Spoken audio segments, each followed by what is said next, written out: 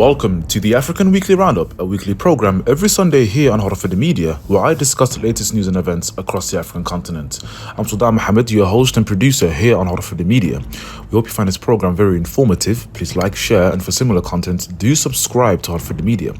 Also, do subscribe to HORUFADHI Media Group second channel, known as HORUFADHI TV, where you can find other exclusive programs, just behind the scenes, and among others.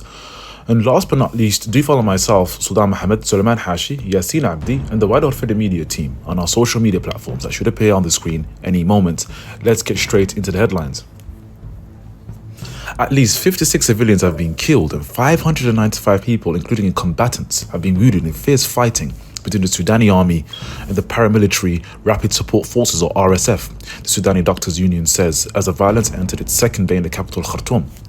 Now, television feed showed clouds of smoke billowing over Khartoum's skyline on Sunday. Witnesses told news agencies Al Jazeera that fighter jets were visible in the skies over the city, seemingly targeting RSF locations and air raids. Footage was circulated all over social media, showing jets bombing areas within the capital city.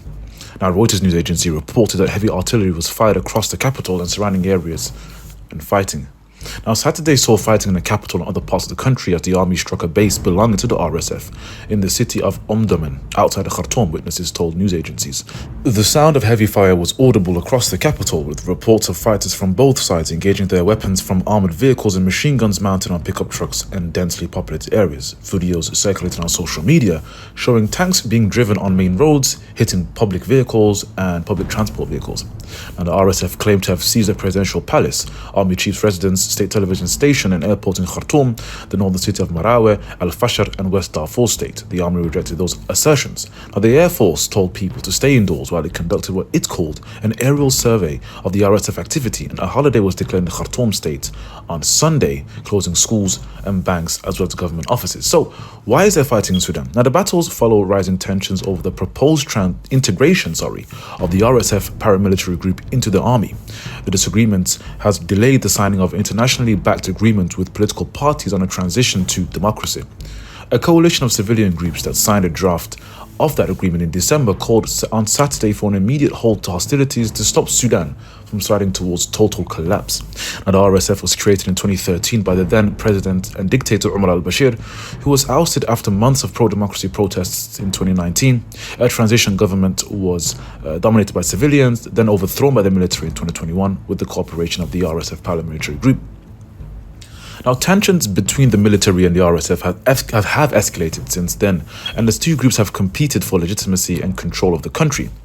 In recent months, these tensions were exacerbated by deterioration in relations between General Abdel Fattah al-Burhan, commander of Sudan's military, and General Mohamed Hamdan Dagalo, head of the RSF. Now, this agreement stemmed from disagreements about how the RSF should be integrated into the armed forces and what authorities should oversee the process. The merger is a key condition of Sudan's unsigned transition agreement with political groups.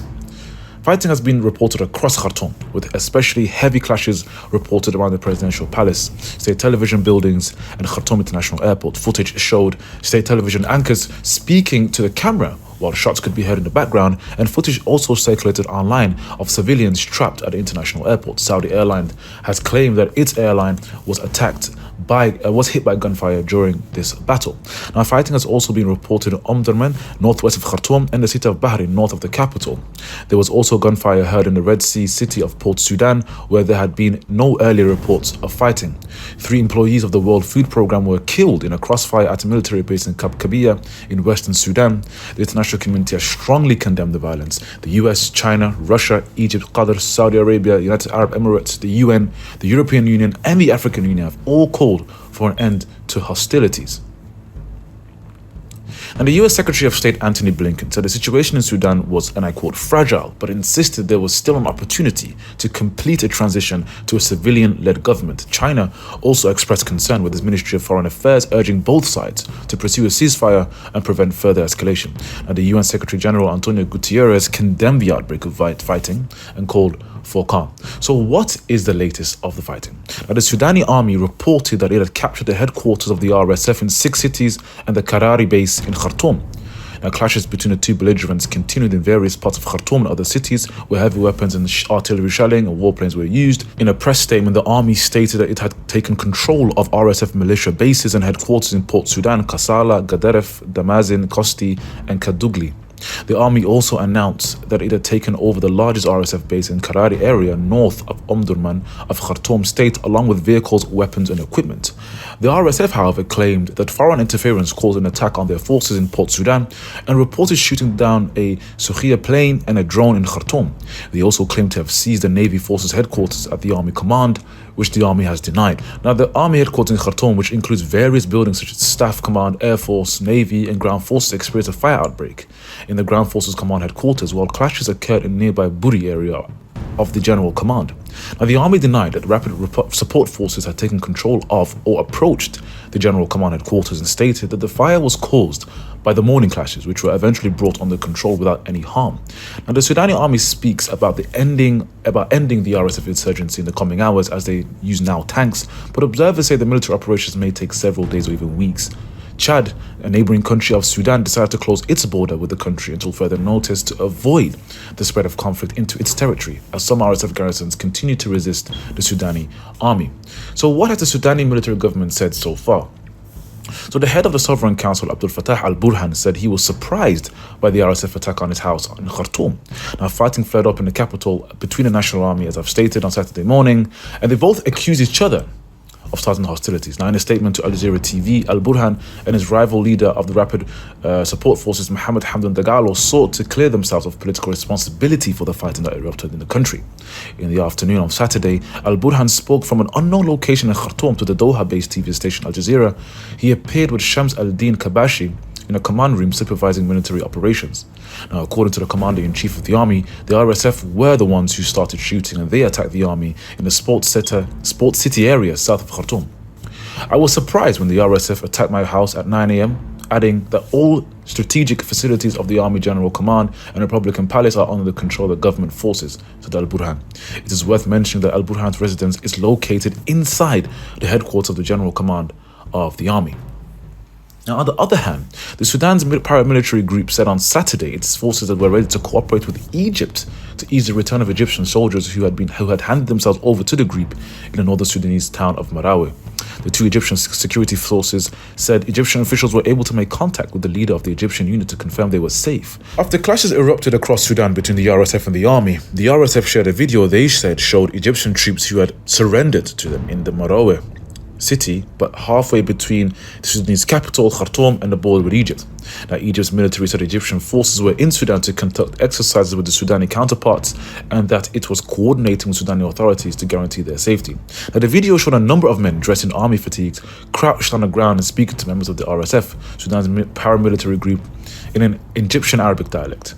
The RSF leader, General Mohammed Hamdan Dagalo, told Sky News Arabia TV that the Egyptian soldiers were safe and that the RSF had provided them with food and water and was ready to facilitate their return.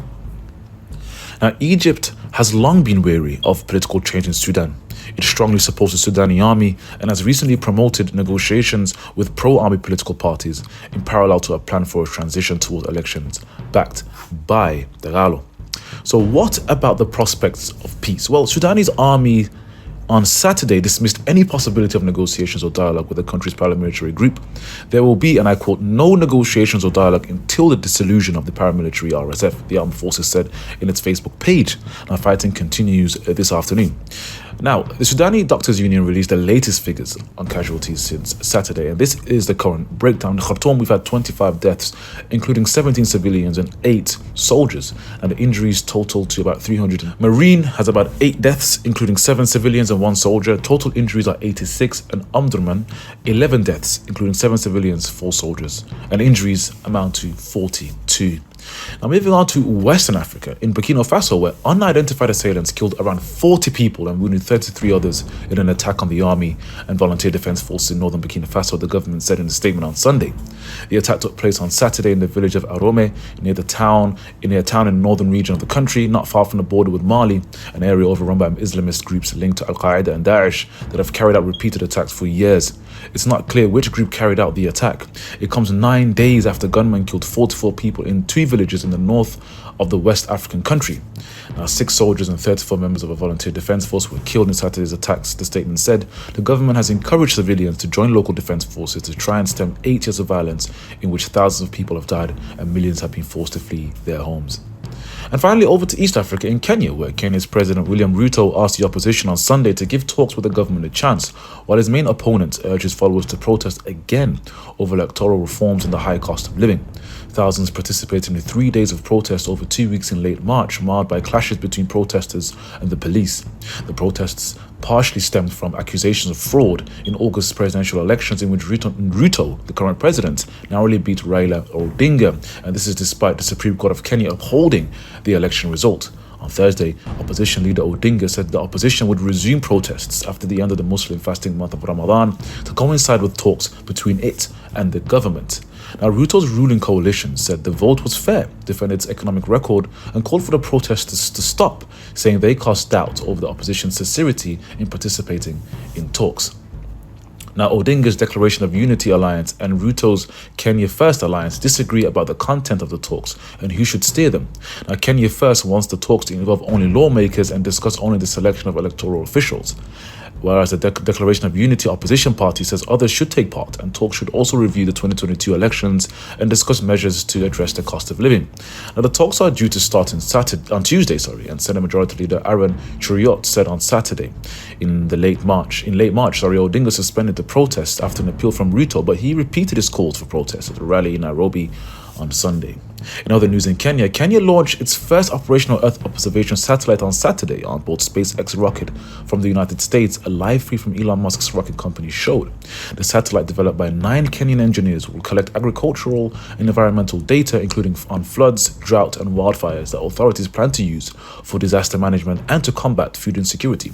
The Falcon 9 rocket carrying the Tafia 1 satellite took off at about 6:48 GMT without incident from the Vandenberg base in California after 3 postponements due to bad weather. Tafia 1 separation confirmed, SpaceX said in its broadcast when the satellite was released about an hour and 4 minutes after the rocket's launch. We have the challenges that have been brought about by climate change, which the satellite, by virtue of being able to capture images, will be able to help monitor, Captain Alois said an aeronautical engineer, and a deputy director of navigation and positioning at the government-run Kenya Space Agency, told Reuters on Friday before the satellite's launch. Now, the satellite was put together with the help of Bulgarian aerospace company Endurusat at a cost of 50 million Kenyan shillings or $372,000 over 2 years, the space agency said. And the agency says it will operate for 5 years and then decay over 20 years, entering the atmosphere and burning out. The launch rocket had 50 payloads from other countries, including Turkey and SpaceX's rideshare program. And that are all the top stories on our program this evening. Please tune in next week for top stories across the African continent.